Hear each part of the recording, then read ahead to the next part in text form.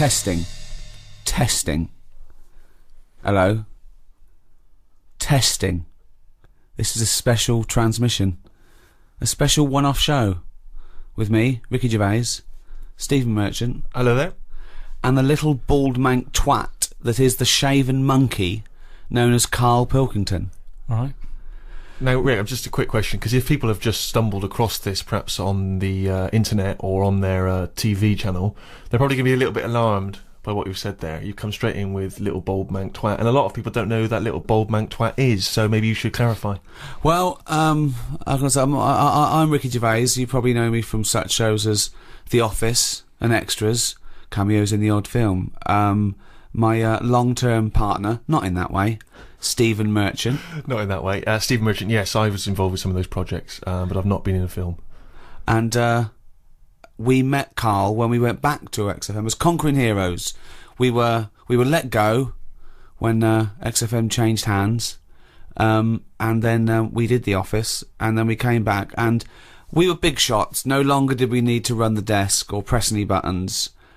So we were assigned, how can I put this, like a stupid lackey. Yes. Proper, probably the person who was lowest on the rung. I'd have thought so. Station. They said, "Oh, give it to me. No one wants to work Saturdays." The caretaker didn't work Saturdays, so they gave us Karl. And we met Karl, and I was first struck by the roundness of his head. I'll be honest. I thought, this is a bald man, a little round-headed bald freak of a man. He opened his mouth. He spoke funny. Actually, he spoke without opening his mouth. That was the second thing that struck me. He just had this slack-jawed gimpness about him. Words came out. I think they get the idea now, anyway. Was what? Do you feel that was a balanced explanation of your meeting with us, or would you like to offer any extra detail there, Karl? Well, with every meeting, there's a different story, isn't there? The way you sort of looked at me and thought, he's weird. I saw Steve. It was like a triangle. Ricky was looking at me. I was looking at you, thinking that's weird. It seems a little unjust that I'm why don't you have any go at Ricky for being fat and just because? Old? No, I'm just saying on the first meeting. Right. It's like a museum, isn't it? Everybody rushes to the weird stuff first. I love the fact that you're putting yourself firmly in that category as well, though. Oh, I love that. That's great. Like someone from Reservoir Dogs. Everyone looking at someone else. But you don't feel that way about me anymore. No, I've got used to it now. That's what I'm saying. No, I'm saying that whatever your accusations of weirdness were, they all were unfounded. It moves on, doesn't it? It's like anything. You get used to a look, don't you? I watch a lot of programmes on stuff that people have up with them, and you only watch programmes about people that got something wrong with them. That is what you do. If ever you say, "Did you see that thing last night?" It's going to be something like the kid who was born with too many legs, or the baby with an arse for a head. It's always going to be stuff like that. It's like there was a programme on a bit back about a fella who had a funny head and what have you, and he lived in a small village, and nobody double taked anymore because you get used to it, don't you? What was up with his head? Just had he was sort of like the new Elephant Man. He'd sort of had gone for that look. He'd gone for that look. And what does he do in the morning? Just eat a bun, sort of shave? It's just that's all I'm saying is people in his village. You want a big village. People are used to it, and they no longer stared. And that's what I'm saying with you. But it's interesting that because you say you've acclimatised to my so-called weirdness. I don't know what weirdness that is. I've still not grasped that. But Ricky continues. What? It's just the eyes. He's listening. Why are you listening? So I've not had a go at you, and you stupid round head like a orange. Which is the thing which perpetually entertains Ricky. Ricky is never acclimatised to you. Is that fair, Rick? Yeah, I love it. I can't get enough of him. Because I see different things. Every time I look at Karl, sometimes I see like a completely sort of like spherical object. Right, like honestly, like some sort of pumpkin on Halloween. And then I see flat, straight with on. With a pumpkin, Rick, right. with a jack-o'-lantern outside someone's house, right? There is a certain light behind the eyes. Not with Karl. And then sometimes he looks like a plate. Do you know what I mean? Like, like a clay plate that a child has made. When they've made a face on the plate using their food. Or a biscuit. Like one of those biscuits, novelty biscuits you can buy at your birthday. Can ice with a little smile into mine. Yeah. But that's not the I think that's not the biggest thing. Karl, it isn't his physicality, isn't it the roundness of his head, it isn't the gimpness of his slack-jawed face. It's not even his hairy body and sort of like chimp-like gait. It is. Although those are all key features. These are all key features, Yeah. but it's his incredible mind. And I think maybe over the next 2 hours or so, if you haven't heard of Karl, then I think you're in retreat. If you have heard of Karl, then you're already being treated, I think, by the fact that he is present on this special broadcast. Rick, can I suggest that we take a pause there, play some music, come back and we'll talk some more? Oh, this isn't just about Karl. We're playing some great tunes.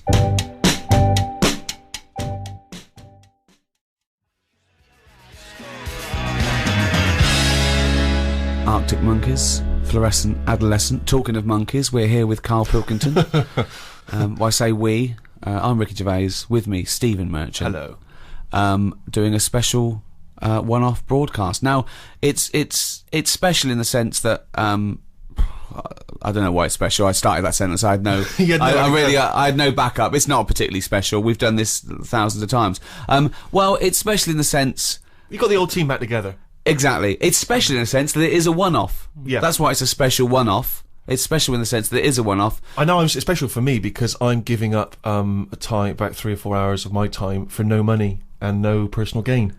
So Well, it's a special treat you for say me in that. respect. Now, Sammy Jacob, right, is the guy that founded XFM and gave me and Steve our break in entertainment or whatever, comedy.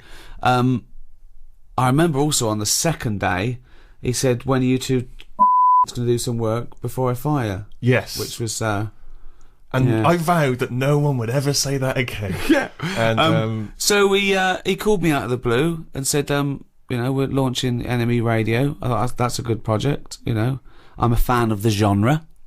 Right, will you do a special show? Right, I called Steve. Steve went, well, I called Karl and he went, definitely not.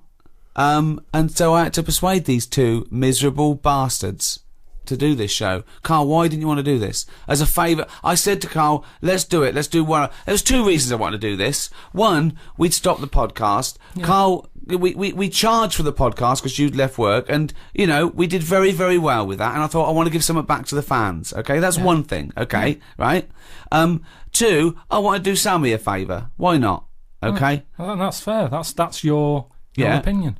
Yeah, but you, yes. But what you can't do when you're doing someone a favour, you can't go, yeah, Steve and Karl feel the same about it. Yeah, of course I'll do it, Sammy. Of course Karl will do you a favour, the man you've never met and you've never done a favour for yourself. Of course he'll do it. Well, hold on. Steve didn't want to do it either. He was busy. He works on 6 Music, so he was worried about that. He shouldn't really be doing it. I shouldn't really be doing this. And I'll tell you this, if you do love great new music and lively chat, then 6 Music Sunday afternoons is a great place to be with the Steve Merchant Show. I agree. There's enough for everyone to go round. Yeah. Enjoy that, enjoy this. Yeah. But Steve does it a favour to me. I said, Steve, all right, mate, you've done me enough favours. Yeah. Yes, I will, okay? You didn't fall for that. I said, as a favour to me. No, he didn't. I even started an internet campaign to put in the poster up saying, Karl, do some work, you little lazy bastard. After a month, he was begging me to stop it. I wasn't begging you, it was just a bit stupid. You were really annoyed. Yeah, what I like, though, it's interesting because you're a busy man, Rick, and I know you've been heavily involved with lots of projects.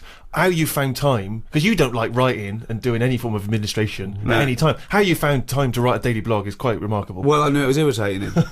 Right. It was. It captured the imagination of people all over the world. I wanted him to do this podcast, and here we are. What changed your mind, Karl? Well, you kept going on about it. Yeah. And then I thought you saw friendship was an important thing. Yeah, a little bit of that. Now I've got to tell Steve something on air that Steve doesn't know about. Me and Steve are doing this for free as a favour. I'm doing it as a favour to Sammy. Steve's doing it as a favour for me. That's what friends are for. Karl was negotiating himself some money. Yeah, well, this who the hell have you negotiated money from? With Sammy, I didn't know him. I owe this man nothing. I'm not doing anything for free. I've got bills to pay. We've all got bills to pay, right? Oh. You've got other work that brings you money in. Let me just stop because... Sick of it. Wait, though, because this is interesting, because as you say, Rick, you're doing this as a favour to Sammy, he gave you your big break. Now, Rick, you gave me my big break, right? I didn't know Sammy. Ricky gave me a break. I'm doing this as a favour to Ricky. Oh, hold on. Who the hell gave Karl Pilkington a big break?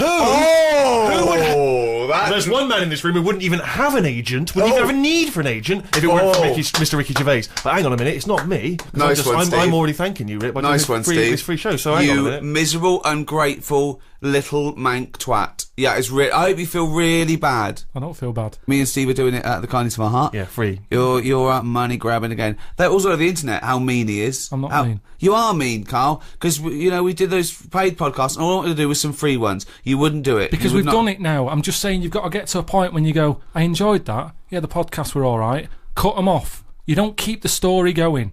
With the Bible, they didn't go, let's do another volume. People seem to like this story. Yes, they did. What? The New Testament.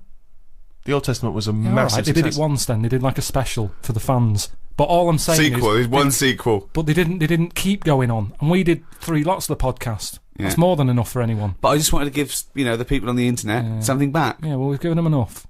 Sick of the people on the internet always moaning. Why? Who are moaning? Just moan. Who do? People do. Sick of it. Calling me Graham. They said I'm not even real. They said he's an actor. He's called Graham. That annoyed me. That's the thing that annoyed me the most. Graham. Of all the names. It's just if I'm not me, what am I? That's the thing that annoyed me most. If you're not me, what am I? Well, it would annoy me if someone was accusing me of something. Because, I mean, that's the thing. No, it annoyed you because they were stating a falsehood. Yeah, that's what annoys me. That's what did me head in. Let's play a record and be back with Carl after this.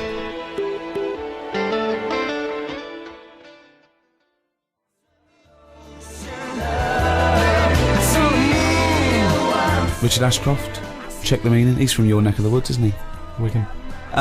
Yeah, we were just discussing the fact how miserable and mean Carl is. He won't do anyone a favour. Do favours. I shifted your telly. Oh, hold on. He shifted my telly. I gave him a television. I gave him a bed. He went, I shifted your bed. No, I gave you a bed. That's how he couches things. I cashed that bloody cheque he wrote to me. Unbelievable. Who's the last person you did a favour for where you weren't expecting something in return? I'm always treating people. I've told you, if I have a good day, at the end of it, I'll go, do you know what? I'll treat them. Treat who? It might be a homeless fella. It might be some charity.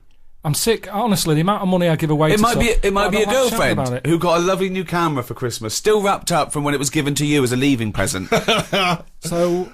all this stuff about you're doing so much for charity. You honestly tell me you think you're walking along, you're whistling. Oh, I've had a great day, me. Hey, you never have a great day. No, I've never seen you have a great day. It doesn't matter what. It's unbelievable. You're whinging all the time, miserable. Yeah. Nothing impresses you. Nothing at all. The best I've ever heard you was I was alright at that. Well, tell us about the last time you had a great day. What was the last great day you had where you thought, oh, I must end this by giving some money to a homeless fella? I mean, yeah, I don't have a great day.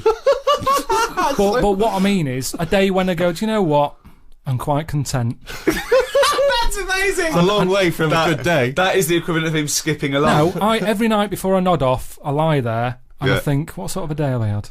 And I'll go through it and I'll go, yeah, that was all right. How boring is that? No, it's good. You've got to do that. Otherwise, what was the point of the day? If you're never going to look back on it and go, what have I done? Yeah, that was all right. What's the point of it happening? But how often do you go, wow, I've really achieved a lot today? Because I remember one day at random you told us you'd been to the cobblers and back. I didn't even know cobblers still existed. Yeah, that was a 24-hour period we were talking about there. You kept a diary. It mainly consisted of had a chip butty in a cafe with Suzanne. And then you talk about an old woman you saw. No, that was your day. I've made it a thing that I do now that I like to learn something every day. And then what have you learnt today? Well, I haven't done anything yet. Brilliant. But what I'm saying what is... did you learn yesterday? I've learned you're not a generous man. You're a mean bastard. You don't repay. And that's coming from Steve Merchant. I'm just saying, as long as... I always think if you've learnt something, then the day's not been wasted. Well, what have you learnt yesterday? What have you learnt yesterday? It was something you told me about the monkey arm. Right, yeah. There's scientists have done the first brain robot interface. They've put like 100 electrodes on the part of the cortex that is for your motor system, and they put it on a monkey's brain, and through the power of thought he learned how to use a robot arm. Wow. So just by thought, just like you do your own arm, you know, and it took him a few days, not years. In a few days this monkey was making this robot arm pick up grapes and put it in his own mouth through the power of thought, right? Karl went, did he have his own arms? I went, yeah, he went, well, he's lazy then. Don't you think it's a bit wasted on a chimp? One, what's it doing? All they ever do is eat or chuck shit about. So why give them a decent new robotic arm? Well, who are you going to give it to? I just mean give it to something that is going to get more use out of it. What, a giraffe? No, something more. If they could link that up to a worm, I'd go, that's good. Well, how could a worm think to use a robot arm? Listen to me. They can't think. Oh, hang on, I'd like to know. I'd like to know how this tiny How do you worm... know? How do you know? What I'm saying is, a worm's never had an arm. You're a maniac. Think what you're saying. You wish a worm had an arm for a day. No, all I'm saying is, if we're going to faff about here and get animals giving them extra arms, They weren't giving a monkey an extra arm. They were testing this theory that they could make the first computer-brain interface. The thought went from the brain through a computer and made this arm work. That's incredible. The upshots are you can really have bionic arms. You could have amputees having perfectly working dexterous limbs. And your response to that is? Give it to a worm. I'd just say I'd be more. I'd sort of be fascinated about seeing it more. If they said, look at what the worm wants to do with an arm if it had one. I honestly don't know how your brain works. I think we should give it to you and see what you do with the arm. What? I tell you what. How could a worm have an arm, Karl? It wouldn't have an arm. The monkey didn't have an arm. It was a robot arm that they'd set up. Right. Let me explain it like this. I wish they'd have picked something else. Maybe not a worm, but they always seem to do the tests on the wrong animals. No, they do it on the closest thing to the human being they can. I'll tell you what I read. Do you know I say I like to learn something every day and what have you? Yeah. A few weeks ago, it was about our worm. They've given it anti-aging cream. Right. When have you ever seen an old worm? How do we know if it's any good? I could not tell you the age of a worm. I've seen loads of them. Give it a tortoise. Play a record.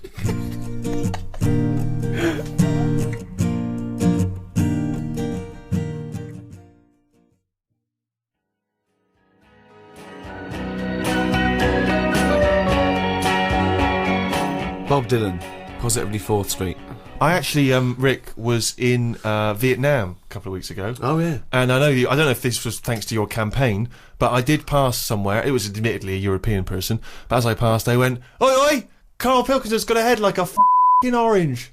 That's amazing. Which is lovely to see. And I've had it all the way around the world. That's in Vietnam. What were you doing in Vietnam? Just heard there was a war. Went over to see if that was wrapped up. They finished that a while ago. So you've been to Vietnam. You went to popped down to Cambodia at the same Cuba, time. yeah, Cambodia, Kenya. I was wondering, would you ever consider going to a holiday destination where you didn't have to have injections in the stomach to get in? Well, you know what? I am an adventurer by spirit. I'm a sort of Indiana Jones figure, and plus someone was paying for it. We did it. Pardon me. We did it in high class luxury. There was no slum in it. I felt a bit bad because I was worried that I wouldn't see the real Vietnam. But I did see the real Vietnam from the air-conditioned 4x4 that I was being driven to my 5-star hotel. And what's it like? It's great. It's really good. I mean, obviously, the war was a long time ago, so they've got back on the, back on their uppers. I don't know what I mean by that, but anyway, that's the other way around. If you're on your uppers, isn't it? Yeah, back on. Anyway, it's doing well. A lot of nice people, a lot of generous people. Obviously there's poverty. Yeah. There's a couple of things over there I think which would really intrigue you, Karl. And I think it's a great shame that you're not more adventurous as a traveller, because I think it would really open your eyes. You're having a laugh. He has about 9 holidays a year. Yeah, but he goes to the same place, doesn't he? Some rock in the Mediterranean. Yeah, it's safe. I know Vietnam's there's nothing there. I know, but I don't sort of. What I've seen of Vietnam, I had a mate who went to somewhere like that. He showed me a picture. I had a picture of him walking round with a bag of locust that had been sold, and that's to eat. Well, I did actually utter the phrase at one point. Oh, I think that gecko's repeating on me. That's what I mean. So, I mean, I am quite exotic. I don't mind. I tell you what I didn't do, though, and I think I would fascinated to have seen you down there. There's a place in Vietnam, just outside of Hanoi, called Snake Village. Right, and it is a long, long tradition in Vietnamese culture of eating snakes. In fact, one of the tourists even said, one of the guides actually said, "We will eat anything," and they eat snakes over there. And I'm not just talking about tiny little ones. I mean proper, great big mammoth snakes. Sometimes even king cobras, which I think may even be endangered in some parts of the world. And anyway, in Snake Village, you go over there. I didn't go because I was just a bit too squeamish. You sit down. They bring a great big snake. You choose it like you would a lobster. They bring you that snake.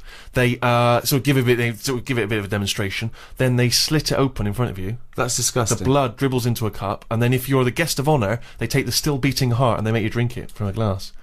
Yeah, you see, That's disgusting. I've never fancied that. No. I've never sort of thought, do you know what?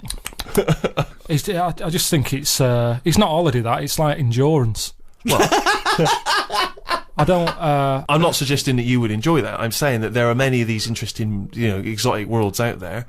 You just stay closeted in your tiny little world and whinge about everyone else. Oh, and this and that. You've got no real empathy. I mean, I went to some extraordinary places in Vietnam. There's quite a lot of floating villages. Yeah. Villages that are actually floating on the water where the fishermen Well, he's live. had trouble with his boiler. There was a big leak in your flat, wasn't there? But that's fine, looking at stuff like that. All I'm saying is, when it comes to the point when I'm getting hungry, don't be serving me a snake's head.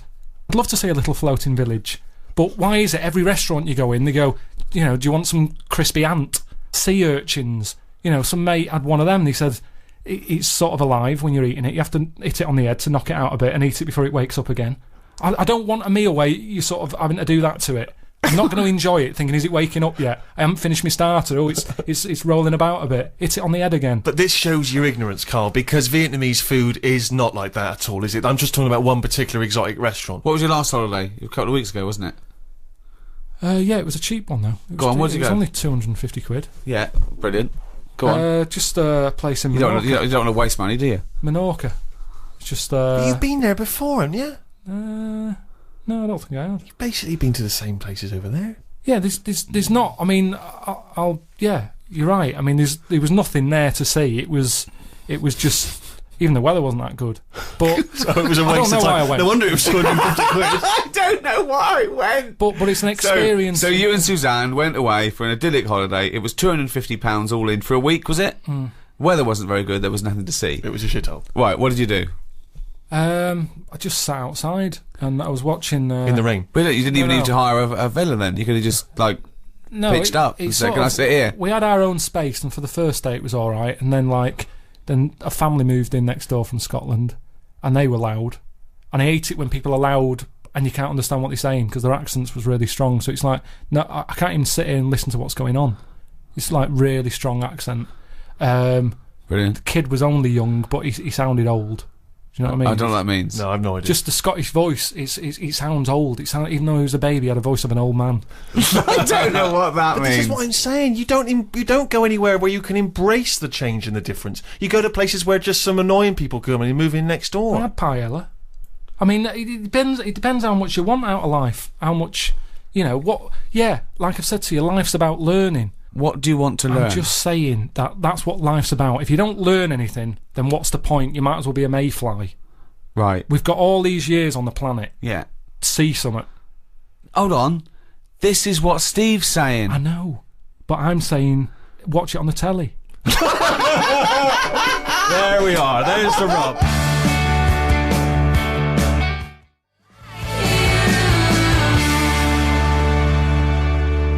Rilo Kiley. Portions for foxes. If you love good music, by the way, you should tune into Six Music on Sunday afternoons, the Steve Show. Well, at the moment you're listening to NME Radio. Well, yeah, but you can listen to that on NMEradio.com or on your telly, on the internet, everywhere around the world. NME, probably along with Rolling Stone, one of the most famous, most respected music. Well, yeah, but you can carry on reading. You can carry on reading Rolling Stone magazine after you're about 16 years of age. Have you read the NME? Well, not for a while. The letters pages. People complaining about the haircut of the bloke from the Kaiser Chiefs. It's not a pressing concern. Move on. That's the problem, isn't it? That's me with music. I like to sing along to a track, but I doubt that. I do. Well, Go on. No, I sort of hum. Go on then. What's the last track you hummed along to? What's your shower song? People supposedly have a shower song they sing in the shower. What's yours? Oh, with my boiler being broke, it's got to be a short one. How's that going? People won't believe it. See, that's the other thing that people think, I've been moaning about the boiler since, about 2006? Yeah. I've had it fixed loads of times. Still the fault now. Every summer, it's come round again, the hot weather. It's not working. Get a new boiler. I can't get a new one. People keep saying get a new one. I can't get a new one because Why? no one will fit one in the cupboard that it's in. What, you can't find a single boiler in the world? No, what they said was British Gas said they can't touch it because it's dangerous. That's good. I got in a dodgy fella to try and sort it, and he said, I don't want to tap that on, it seems too dangerous. He said, have you got an alarm in here? I said, what do you mean? He said, it lets out gases. Make sure you have a thing, because this is old boiler. I'm not messing with it. So immediately you went out and got that seen to? No, I've got an alarm now. Have you? Yeah, What, you're it's fine. genuinely telling me there is no one anywhere who can take this boiler out? What they got to do, they just got to blow up the house, No, have they? what they said was, they said we can put one in your lounge for you. Because they said you've got to knock a wall down, all this. It's not worth it. It's not worth it. What do you got to knock a wall down? They said knock a wall down to put up a new boiler, and I don't want to start knocking walls down just for the sake of hot water. It's not worth it. Put the kettle on. I can't be bothered. So yeah, it is still ongoing. You ain't got to wash his hair, No, that's true. So yeah, I don't really have a shower song. But yeah, music's all right. I just don't want to know everything about Music's it. Music's all right. No, it's good. It's one of the seven wonders of the world. I know it is. Yeah, it's good. It's beyond. I can't describe. I couldn't try to describe how amazing music is. Yeah, I know. Not the shit we've been playing. No, I'm just. But I mean, I'm just good saying. music, classical Vaughan music. Williams and Beethoven. The music affects the brain in extraordinary ways. People with, sleeping sickness who are otherwise almost in a vegetative state hear music, they can suddenly can come awake, they can sometimes even dance. I was watching a documentary the other night about people with, Tourette's syndrome, where it affects, the body and different they have spasms and twitches, but when they're drumming, all those spasms and twitches go away. Other people who've got the IQ of children, and yet they can play classical pieces, they can improvise in an extraordinary jazz way. It's a remarkable thing. Music It works does at a subconscious something. No, level. it does. Yeah, there's an Elvis song that my hairs always go up on my back every time I hear it. I don't know why. Every time I hear it. Well, I know why, because Yeah. there's none on your head. But you've worked in music, you've worked around music for years, and not once has it improved your IQ. No, I like. Do you know the biggest problem, Steve? I don't want to moan. You do. You can't get away from noise these days, and that's the problem. I think that's music's almost got too important now. People can't think, and that's the problem with music. There's always noise. You can't get away from it, and I can't concentrate. If there's any sort of noise, I can't concentrate. My brain's going, what's the noise? And my ears are going, I don't know, go and have a look. And I love the fact that your brain's talking to your ears. it's all connected. The irony is, I genuinely think that conversation is going on I in know, Carl's head. and I think the ears are slightly cleverer than his brain. No, Yeah. they all kick in, don't they? I'm sat there, my brain's working. Go I on. might be writing something, I might be doing that book, I'm thinking my brain's going, right, yeah, it's working. And then a noise happens outside. My ears go, what's that? My eyes go, well, I'll have a look. Brain goes, yeah, go on then. Suddenly, they're not even thinking about the book. All of a sudden, no, it's you. no, but There's no conversation between ears and this eyes is and where it's brains. interesting. He's read the numbskulls. Do you remember that as a kid? Lots of little people inside a person's brain making it work. Herman's head for American. Turning a wheel. Yeah. To I've move said it. to you Go on. though, how do you know which one's in charge? Because my brain was quite happy doing that book, but my ears got bored. Make a note of that, someone. If you're listening, make a note of that. The brain was quite happy working on the book, but my ears got No, the bored. way I see it is your brain is like the adult. The Your what? The adult. Oh, in I you. thought you said addled. And The your adult. ears and your eyes are like the kids, and they get bored quicker. And the brain's Carl, quite happy. This doesn't work at all as a metaphor on any level, biologically, philosophically. It does. No, it does't. It doesn't work at all. It does, because your brain does the thinking. Now, if I have earplugs in, Yeah. my brain can think better without the ears. Yes, because there's nothing to put it off. It's concentrating. That's a distraction. Yeah, so that's what I'm saying to Your ears are just receptacles. Hear him out. Yes. Hear him Go out. on. So if your ears can't do their job, it's like a well-behaved kid. It sits there. It's quite happy. It's not interested in what's going on around it. Take the earplugs out, they go mental. What's that noise? What noise? Go and have a look. Eyes, go and have a look. I don't know what you're talking about. This is the ramblings of a maniac. Can you tell your brain to tell your mouth to talk some sense? Well, which order would you say it works in? Well, it's all working at the same time, isn't it? No, but your brain's at the beginning of the. If it was a circuit, your brain's at the beginning. Yeah, no, necessarily. Not with hearing something. Your ears come first, but they're passive. Your ears are merely receptacles for sound, right? They're a conduit to the brain. So hearing is only thought. Hearing isn't the airwaves hitting your You eardrum. can't block it out. No, what I'm saying is that's a passive thing. Your fingers, when it touches something, it's your brain that develops that information. Your fingers aren't going, oh, I recognise that, it's a piece of cheese. It just touches it and your brain recognises it. It's all done in the brain. No, not convinced? I'm just... That information is still being worked on by the brain. All I can do is tell you the way I work, and I know if I'm sat in a quiet place... No, Karl. ...with nothing around me... No, you can't tell me the way your brain works. My ears get bored. That makes no sense at all. I'm telling you, if I'm in a quiet place, my brain is happier. It can focus on what it's doing. The ears almost go, there's nought to hear here, call it a day. The eyes, no, they don't. The eyes are going, well, there's nought to see outside. Just chill out. Whereas if there's a noise outside, if it's a noisy street, everything's kicking in. My brain's getting annoyed. My ears are going, what's that racket? My eyes are thinking, oh, what was that scream? What's happened? What's your nose doing? Why is your eyes thinking, what's the scream? What? Why are your eyes getting concerned with noise? It wants to see what the ears have heard.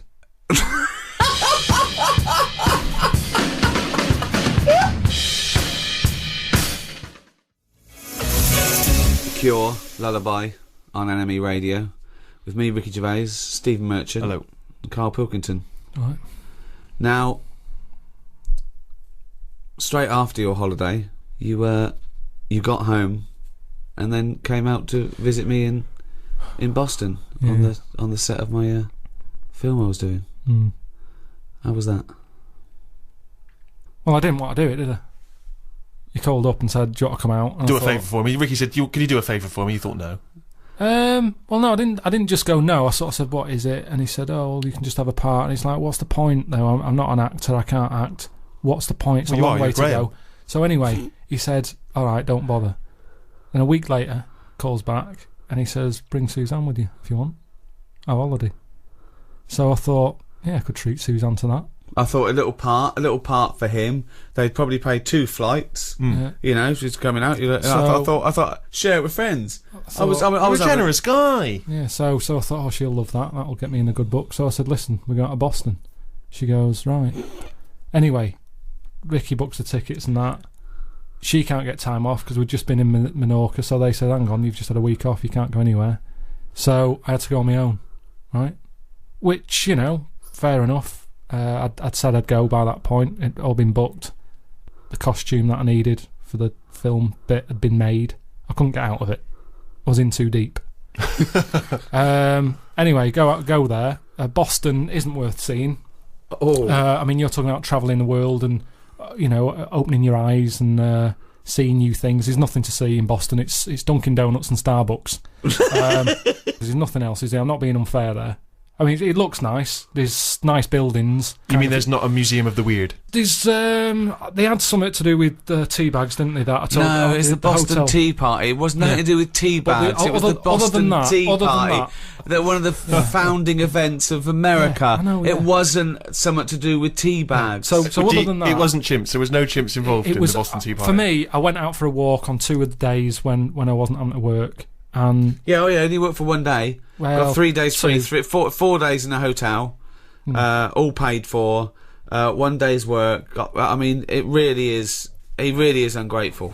So anyway, Steve, I dressed up as a caveman in some old animal stuff, which you thought. Well, this was for the film, was it? This wasn't just your natural. Yeah. Sure. So could I just say, it was not real fur. I insisted there was no real fur. Well, you say that. Yeah. I get back, right, I'm run down because I didn't sleep when I was out there. I'm not very good. If Suzanne's not in the bed, there's something, it's like I feel... What, she's got to be there to tell you to sleep? Close your eyes now, Karl. It just... No, and our ears, stop listening. Listen to my words. Stop, sleep now, ears. So anyway, I wasn't sleeping, so I was there for 4 days or whatever. I must have had about 3 hours. One real day's work filming, and he was shattered. Really. He was absolutely shattered. He was weak. He was ill for a week afterwards. I did like 35 days, Yeah. So, but you were sleeping. If you don't sleep, it's basic sort of biology. If you don't sleep, you get run down. Sloths never get a flu. Because it's good, isn't it? That's when your body's replenishing. Stop. Can we just go over that one? Replenishing. What is it then? I'm gonna burst. Sloths never get flu because that's when your body's replenishing. So So the thing is, I'm bound to get ill. Steve, you know what it's like. You're always like got a cold and that. Oh, he's dissing you. Everything's what's it got to do with I'm just saying because you're a bit of a sickly child, so you don't Oh, jeez. I'm only going to go at the looks and then only because I'm trying to get him on my side. So anyway, so I'm shattered. I get back, so I think it's a bit weird that this isn't shaking off. And there was some news report about how there's some serious illnesses in planes because stuff goes out the engine and into the... Oh, yeah, it's people from all over the world with all different things. Yeah, breathing the so same I'm thinking, air. oh, what have I got? You know, it's my luck, innit? So I go to the doctors. The doctor said, well, you've done a whole day's work and you're not used to that. Your body's shut down. So he said, You better have a holiday. Yeah, you need. This is when your body needs replenishing. And I am a doctor, and I know replenishment is one of the best. Replenishization. Replenishization is one of the best things for slows. So I said to him, I said, look, I'm not one to moan. I hardly go to see him. He went, oh, you. I hardly see him. I hardly see this fella. So I said, look, I can't shake this cold off. I woke up the other night shaking, and he said, oh, virus, right? So, which isn't scary at all because everything. Well, there's some dodgy virus, isn't there? Well, yeah, but there's some. Well, that's what I'm saying. So, of course, it's a virus. Yeah. What else would it? What else would it be? I don't know. Not a doctor. So I said, oh, when's it going to go? And he said, oh, might be 2 weeks. This one seems like a bad one. Quite clammy, he said. So I said, yeah, I feel a bit clammy, yeah. And he said, yeah, you will do. So anyway, so I felt happy about that, and I'm more confident with the doctor. Because, you know, you've got your vest off and all that, so you think, why not just let him do a bit of a body check? So I said, doctor, whilst I'm here, I think I've got some eczema on my leg. And he goes, let's have a look. And I said, there it is there. And he said, that's not eczema. So you've got to touch a ringworm. Blimey. Right? So straight away, anything with a worm in it, you're going, you what? Yeah. It makes it sound worse, doesn't it? I was thinking like tapeworm and stuff. Yeah. So he's going, yeah, ringworm, and he saw me panic, and he went, don't worry. You pictured a worm with a giant mechanical arm crawling up your back. You could see by my face was a little bit like, I've got a worm in my leg. He's going, don't worry, it's not a worm. And I said, how have I got that then? And I reckon it's from this bear suit that I had to wear. It's a little bit weird that I had bare boots on. I had bare boots on, and where the bare boot was, I ended up with ringworm on my leg. Do you know why it's where it was? Because the only bit of your leg showing, because you had bare boots on, fake fur, with a fake fur tunic, and the only bit showing was your shin. You were walking around in long grass. You got it from the grass. Well, no, because I said to him, because I wanted to wear the words bear suit from him. I said, where what's the chances of that? Yeah. I said, where... Doctor, what might I got this from? And then you just shut up and waited for him to say bear suit. I said, it's a little bit weird, isn't it? I said, I thought that died out with rickets, right? Because I'd never heard of ringworm since I was a kid. I remember some dirty kid had it at school, and my mum sort of said, don't go near him. So I said, ringworm then, doctor. Where have I got that from? Thinking he'd say... Have you been wearing a bear suit? Yeah. Anyway, he said, well, he says gay people get it. What? Yeah. No, he didn't. He did. Why did he say that to you? Well, this is what he said. He said gay people. I said, right, tick that off. He said wrestlers. Why do wrestlers get it? And I said, I don't understand the connection. I said, I don't know, any gays. I don't know any wrestlers. And he went, well, it's the body, skin rubbing. Well, why do only gay people get it then? Why don't heterosexual people get it? Don't know. Didn't quiz him. But then he said, what about... Did a doctor really say to you, gay people get it? He might have said, like, homosexuals. Does this doctor operate from a park bench somewhere? Sorry, does he have a lot of carrier bags with him? Why would his first thing be ringworm? Gay people get it. So yeah, I said not gay. I said I don't know any wrestlers. That's a fact. And then he said, have you stroked any bald pets? Any bald pets? Bald. He said, have you stroked anything with hair missing? Bald. Just yourself. And I said, I can't remember. And I couldn't be bothered. Sorry, were these all euphemisms? Like, wrestlers get it. Wink. Do they? Yeah. You stroked the little bald hairless thing. No, doctor. Okay, gay people get it. Look. Are you gay? Are you gay? I'm gay. I want to stroke someone bald. So I didn't want to get into the bear suit thing because then he'd be thinking, what's he doing? No, you've got it. So wait. So he had a list of reasons. He's reading this off a list, was he? No, he did it from his head. He knew it already. He didn't have to look at a form or anything. He went ringworm. He's obviously had a few people in there who have had it, and they've gone, ringworm? That's a bit of weird. Where have I got that from? And he knew straight away. So he's had 3 people in there with ringworm. Popular. One of them was a wrestler. One of them had a shaved dog, and one of them was a homosexualist. Is this the same doctor who told me that my nerves were too short for my body? Yeah, different fella. So yeah, ringworm I got from my time in Boston. Well, that was a heck of a story. I'm beginning to wonder if the reason Suzanne didn't go with you on that trip was not to do with work obligations. Your iPod, you've downloaded it, maybe? It's a test transmission. Yeah. Oh, it is a test transmission. Yeah. Testing. Yeah. If you're hearing this, then it's working. Who are you? I'm Ricky Gervais. Who are you? Steve Merchant. Who's that little bald-headed mank twat chimp over there? It's me, innit? All right. Yeah, well, we need your name, don't we? Carl is. Telling you, I was talking to you earlier about going to Vietnam, and I'm not good. I mean, although I like to travel, as you know, I like to go to exotic places. This is going to come as a surprise to you, Rick, but I do look very English when I'm abroad. Obviously I'm 6'7".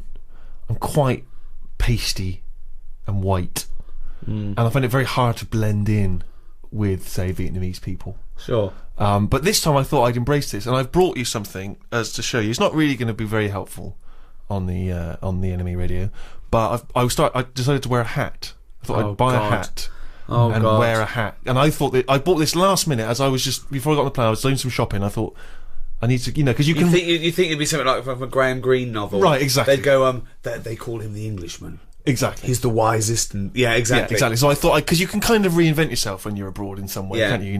Yeah. And so this is the hat I got. Christ.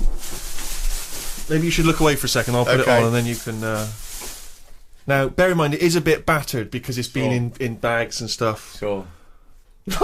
Steve, what are you thinking? Right. No, it is a bit battered and damaged, I admit. Okay, how can I... right, it looks like a cross between something Miss Marple would wear. That's nonsense. No, it does. It looks a bit like that. And there's a beer with a bloke drinking... What's that called? Moretti beer? I think you're thinking of the Hofmeister bear. No, I'm not. It looks like Miss Marple's hat. It doesn't look like Miss Marple's hat. It's kind of moddy, isn't it? It's not. It's a tweed thing that comes down that an old lady would wear. Not tweed. It was a librarian lady would wear in the 1930s. It's not tweed. I have never seen it. That you didn't really buy that, did you, to wear? I did. No, you didn't. Yes, I did. Right. Can I take a picture of this and I'll put it on my website?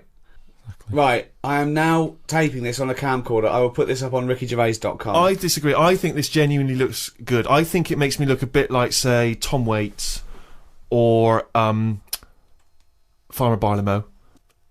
The point is this, right? I'm wearing the hat, I'm looking good, okay?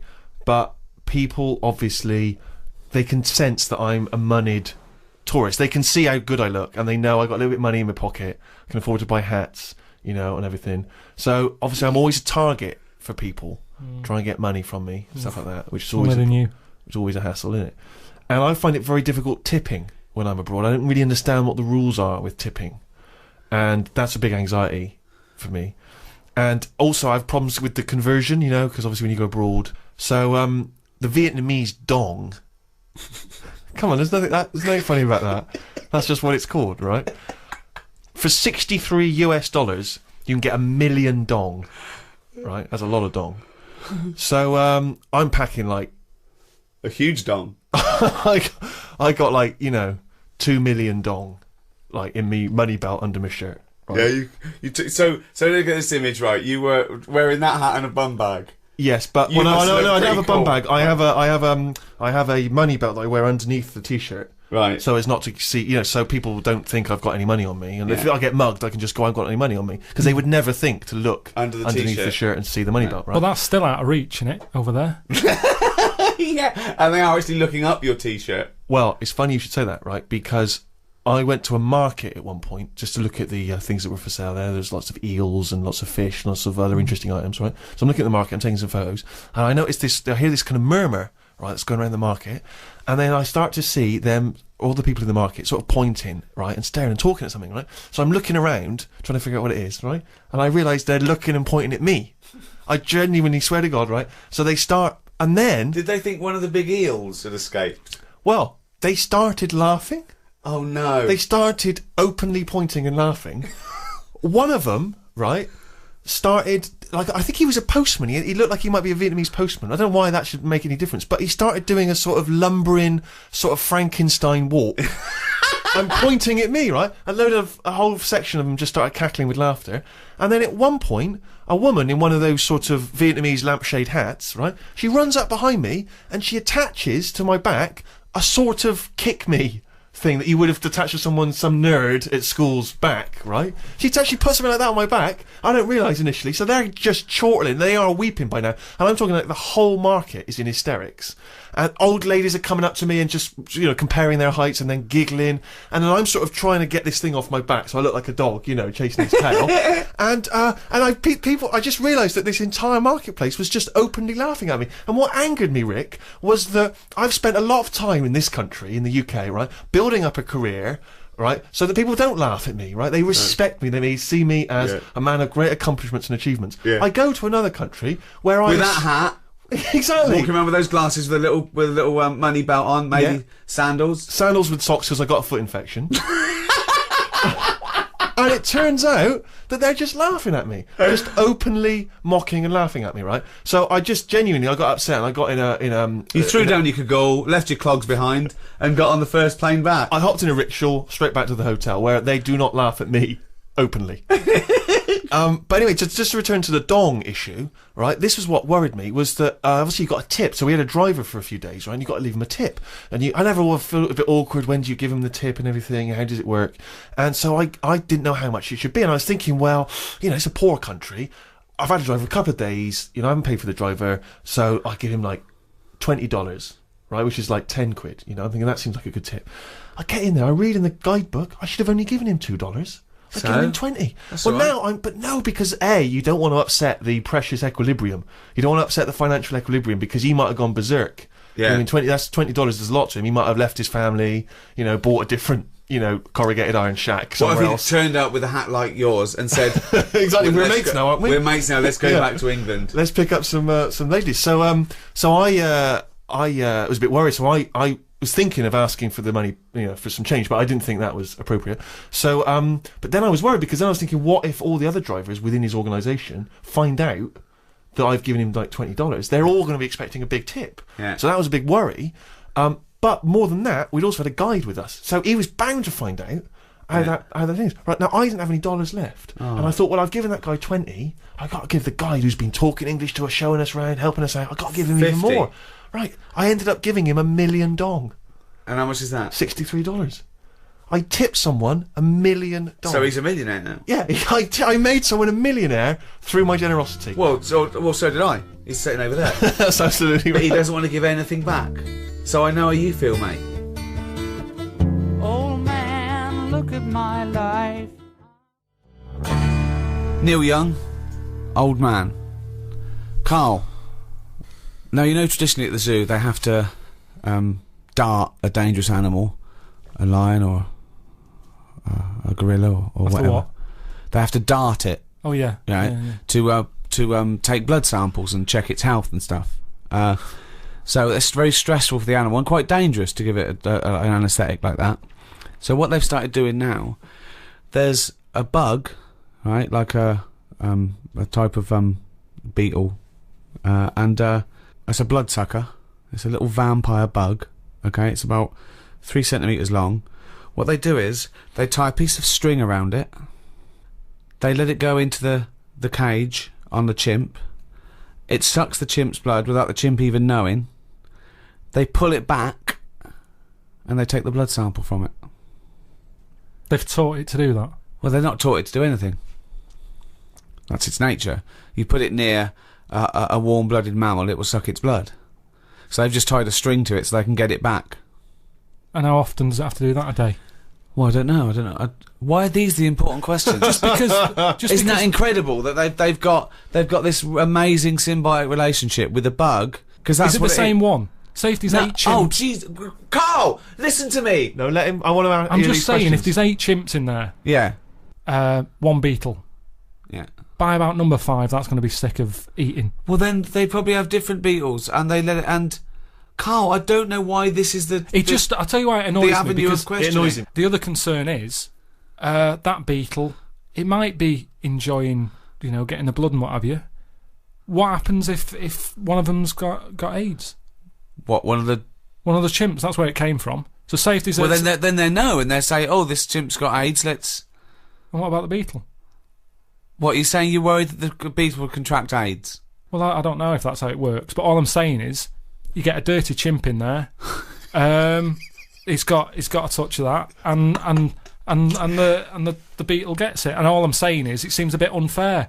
What are you worried about the beetle? Working hard. It's eating what it likes. This is the same as getting in foreigners to make cheap trainers, to me.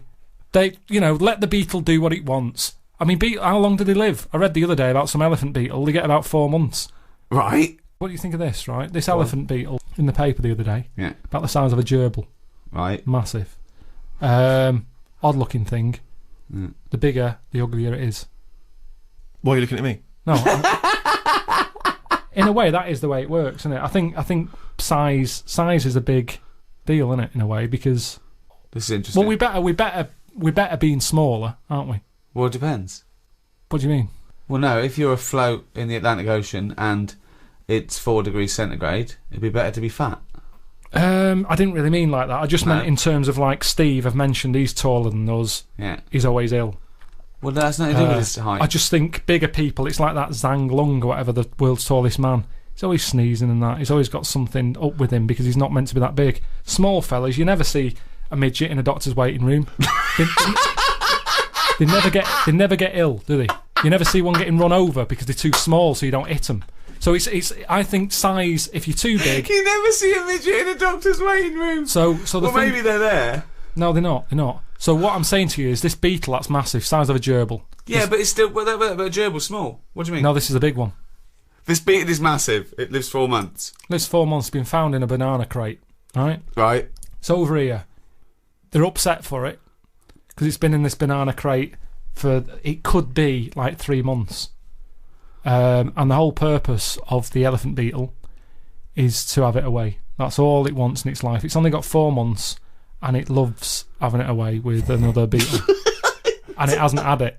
So they found it in this crate and it looked distraught. They said it was showing all signs of, like, desperately wanting to have it away. It was Well, when you can wank yourself to death with 6 legs, you leave anything alone for 3 months in a dark crate. Just eating a load of bananas. Yeah, eating bananas and whacking away Well, anyway, 6 times at exactly the same moment. its feet go, apparently. I bet it does. What do you mean its feet go? That's a sign. When they got it out, they were they got the experts in. They said, "What is this? We've got a beetle here the size of a gerbil." They said, "We'll come round." They had a look. I said, well, how big's the gerbil? That's just scientists HQ. There's a hotline you can phone come up. round. Right, you'll need a gerbil-sized box to bring that round in. Come round. Ring. Operator. Can I have people in charge of giant gerbil beetles? I'll put you through. Hello? Gerbil beetle people. I think I've got one. Come round. Anyway, its feet were going. What do you mean its feet were going? Do you mean it was dancing like Lionel Blair or it had bunions? I haven't seen one, but There's a surprise. I just read that that they were saying, yeah, we know what's the problem here. Look at its legs go, and they go up and down a lot, and it means that it wants like a partner. It's dying for it. And they were saying they only live 4 months, and it looks about 3.5 months old. This one. How can they tell that? The problem is they haven't got any of these beetles here, Right. so they've had to, instead of flying it back out, Yeah. they've gone over there to try and find one to bring it back because of the stress and that it's had, and it's older. Couldn't you put a gerbil in a beetle outfit?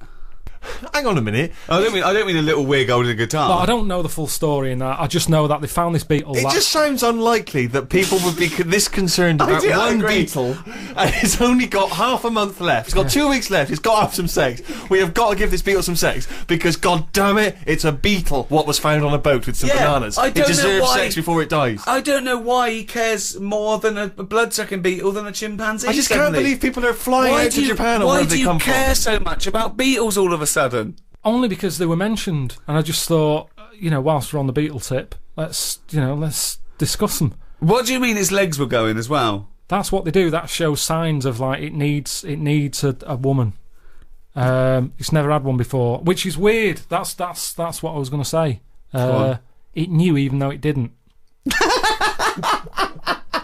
And you're talking about my brain and my ears and all that. There's an example of how the beetle's not in charge. There's something else going on in its body. That's called instinct. Yeah. But that's true in a beetle, but it shouldn't be true in a human being. But it is though, isn't it? Otherwise, how did the first baby survive?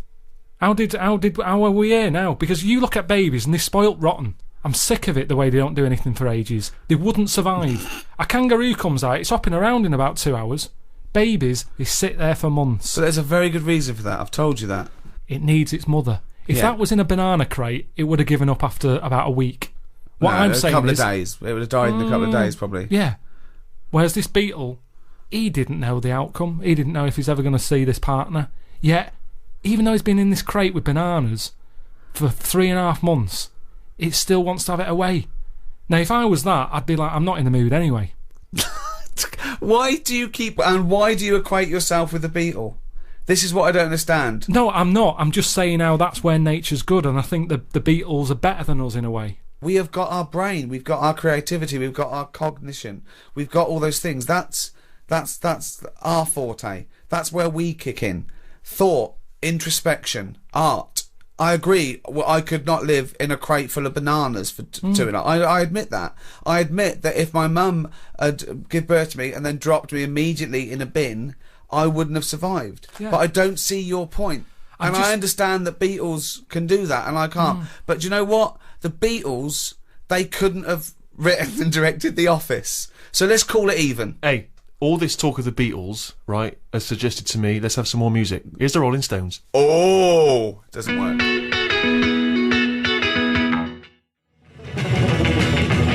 Well, that's about it. This is the test transmission for the NME radio. I've enjoyed it. I think Steve's had a blast. He's got his hat on. Yeah, I'm as happy as Larry, mate. Just pleased that I've done it all for free.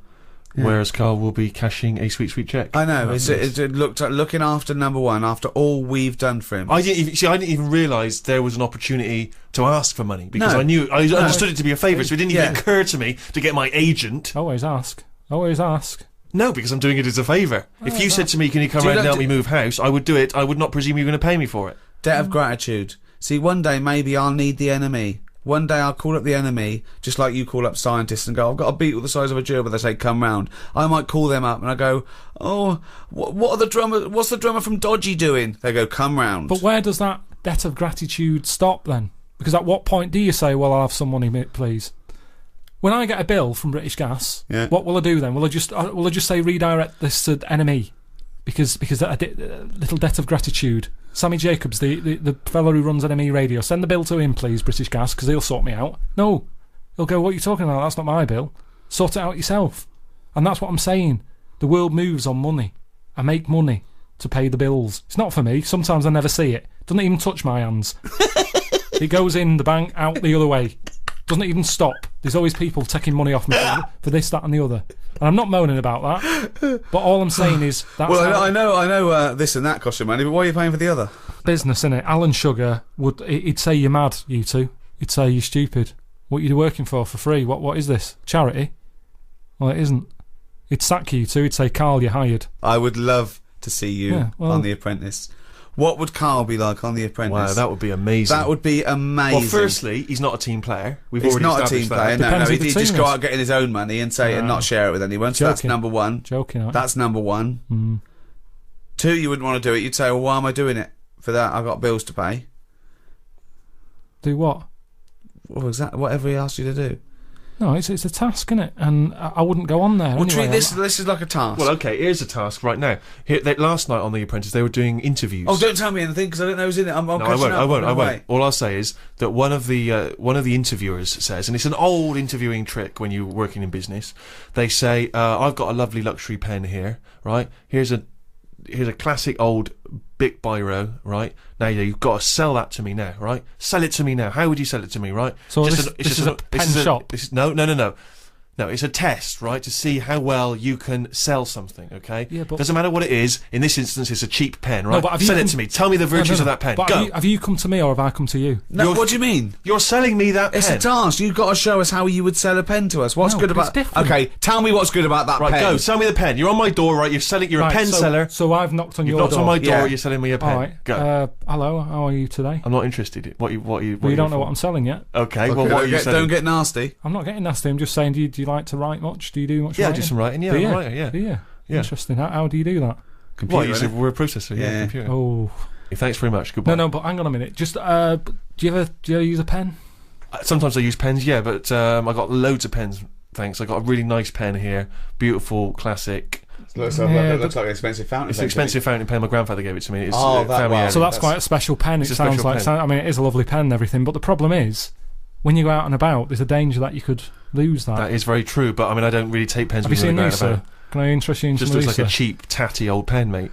Sometimes you just want a pen that does the job, and this pen does that job. Do you want to buy some? No, I don't. Why not? Well, because I just told you I've got a great pen. I've got a great pen already, and I don't see why I need that pen. It's cheap and it's tacky and Well, it's you're no saying use it's to me. cheap. Do you know how cheap? How cheap is it? Well, it depends how many you want.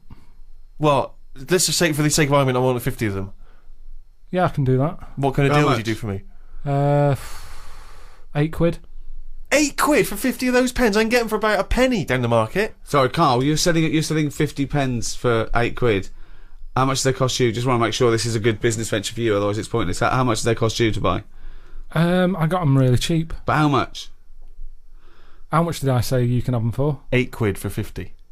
I paid a £5 for 50. So Really? Wait, this is. I'll have. Can I have them for £5 because I'm a mate?